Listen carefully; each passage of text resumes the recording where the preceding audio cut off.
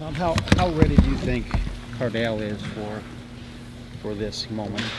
For the moment, he's certainly ready. Is he ready to go beat Wisconsin today? No, but he's certainly ready for the moment, and he'll be ready when it comes to the game plan, when it comes to winning the football game on Saturday. He'll be ready for that as well. Can you kind of walk us through what happened in the spring? He was the #1 guy behind Braxton through the spring, through most of the summer. Was it more what JT was doing, or was there something that you were looking to see from Cardell you didn't see? Yeah, no, it was certainly not any deficiency on Cardell's part.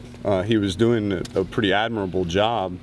It was the fact that JT was kind of just, I think I said the quote before was just the offense was moving just a little bit better when he was in there, and there was really not a metric, I guess, to kind of say, hey, he's doing this better, but this not as good. And, you know, completion percentage, you know, we chart everything, we grade everything, and their grades were very similar. It was just the offense was moving a little bit better at the time when JT was in. Hey, Tom, in the spring, on that same thought, you know, Cardell was the one, and he came into fall as the one, and, you know, a few days before Braxton got injured, he would have been the starting quarterback. Right. How did you see him handle that personally, you know, being passed right before that, and the stuff that he's been through? I mean, he might have been the starting quarterback, and, you know, all the stuff that he's kind of had to overcome. Yeah, I think that was tough for him, but him and I spoke at great length and great detail on numerous occasions about how to handle it, and he's done nothing but be a great example of how to handle that, and he stayed engaged in every game plan. He understands that he's a shoelace, or, you know, broken shoelace, or a broken fibula away from you know, going in, and he's taken that role very seriously, and I'm proud of him for it. Can you draw any confidence from just the way he's approached it even before he knew? Oh yeah, a ton of confidence. I think had he gone in the tank and been reclusive and unresponsive, then I would have been pretty nervous about this week. But the fact that he has stayed engaged and has prepared each week as if he was the starting quarterback, I think, you know, we got to get him ready. We got to accelerate the learning curve a little bit. He's shown he's a good runner, and you guys run the quarterback a lot. Can you just talk? I know everybody's talking about his passing, but talk about his running skills, and can he be special in that regard? He's a big dude. And fast. Yeah, big and pretty fast for that size. Probably doesn't have quite the same short range change of direction that JT has, but long range speed and the ability to kind of open it up in stride. He's pretty fast. So yeah, I think you guys have all seen him run the football, because a lot of times when he does get in, that's really all that we're going to do at that point in the game. But I'm excited to see what he can do. I think he's got a chance to be pretty effective at it. With what happened with JT, would you be prone not to run him as much, though, considering Stephen Collier's your next in line and he's redshirted, et cetera? I mean, yeah, sort of the thinking there. Yeah, I don't think, you know, JT got hurt on a read play. You know, Braxton got hurt on a pass. You know, and so I don't think, you know, in order to run the football, I think nowadays you're really talking about 3 different styles. You're talking about, you know, the triple option of Georgia Tech or Navy.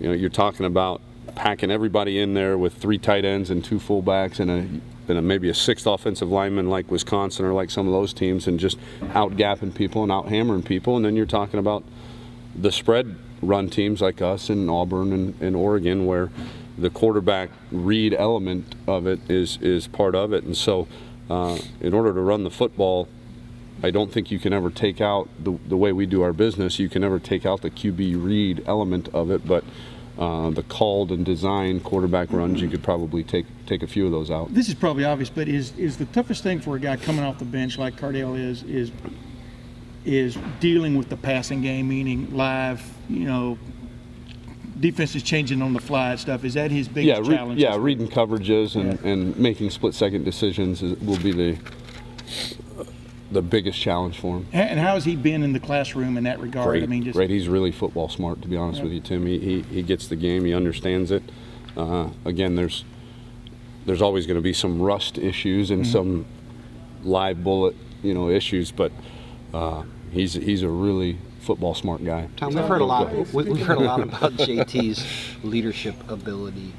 What do you guys lose with not having him in the huddle in terms of presence and leadership?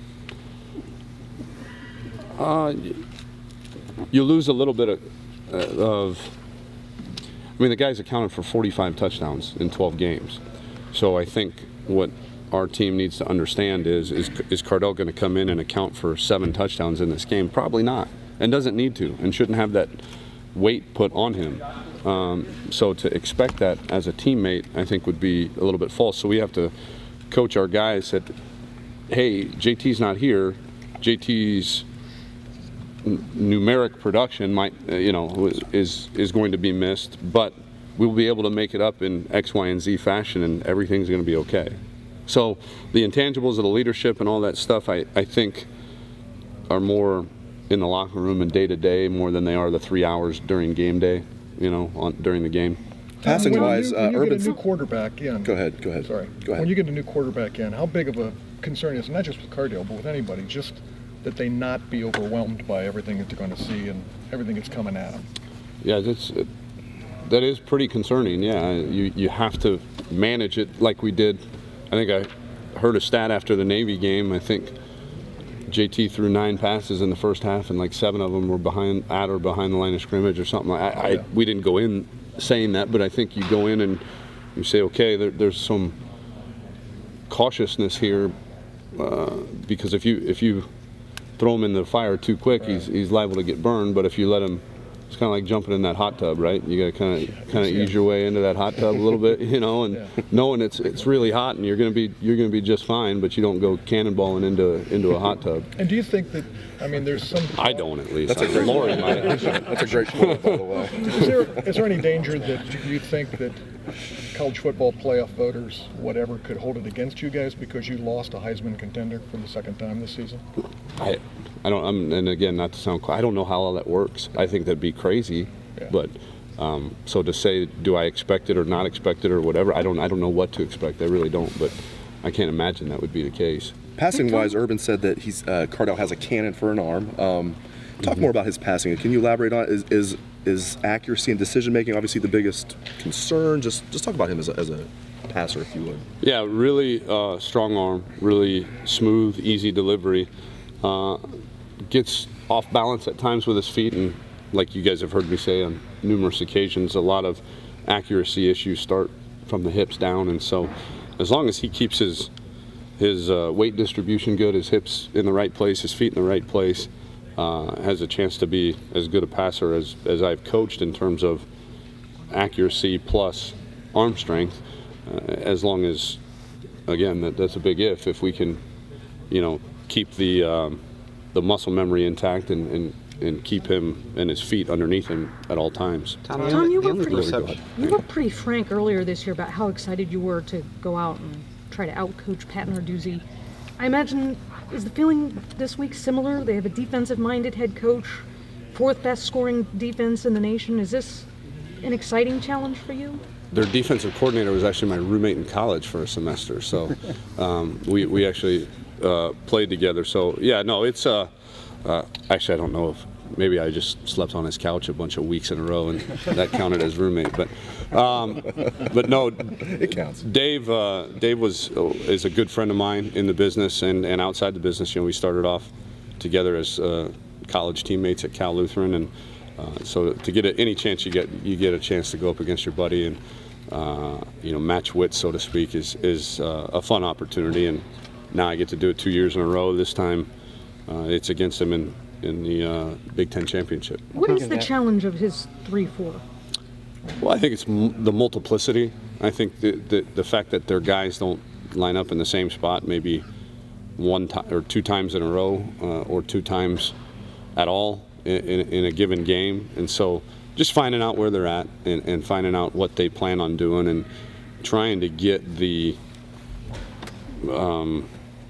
all the bells and whistles maybe narrowed down for the quarterback and the offensive line to say, this is really who they are, guys. This is what we need to do. Forget all this, that, and the other. This is who they are. This is what we're going to do to make sure that we're successful. But if they kind of change things up fairly significantly from last year? I know they talked about the different personnel. They didn't kind of force in everything they wanted to do. Maybe they're able to do that more this year. Yeah, they're more 4-down actually this year. A lot more 4-down, a lot more man coverage. Where last year they were more of a 3-man front with these big 3 inside guys with some outside linebackers, and played a lot more zone coverage. So it'll be interesting to see that they kind of have a game plan of the week. What you see probably the first couple series is what you're going to get the rest of the game. But it might be something completely different than what you've seen, for 12 games leading up to it, because they're very multiple. They're able to do a lot of things based on the personnel that they have. So it'll be interesting to see those first few series. Kind of what are they going to play us like they played Northwestern? Are they going to play us like they played Purdue? Or are they going to play us like they played Illinois? Because each one of those, again, kind of very different game plan, very different than, let's say, Michigan State, that says, here we are, this is what we do week in, week out. Let's get after it. These guys change up quite a bit from week to week. You know Cardell better than anyone probably around here, and right, wrong, or indifferent. The only perception we have of him is the tweets sent around the world or heard around the world. How's he changed, grown, and matured in the last? Oh, wow. I think he understands what it means to be not only a college football player and the dedication and work ethic that it takes, but what it means to be a quarterback, and then the level that you have to take that to. So he is, night and day is probably an understatement in terms of maturity level. And I'm sorry, Lori. No worries. In terms of maturity level and just grasping his place on this team, where you're not, a third-string wide receiver. You're a quarterback at the Ohio State University. You got to act, work, prepare differently on the field, off the field than anybody else does. And I think 2 years ago, I don't know that he knew that or even understood it, and where now he has come to embrace that now.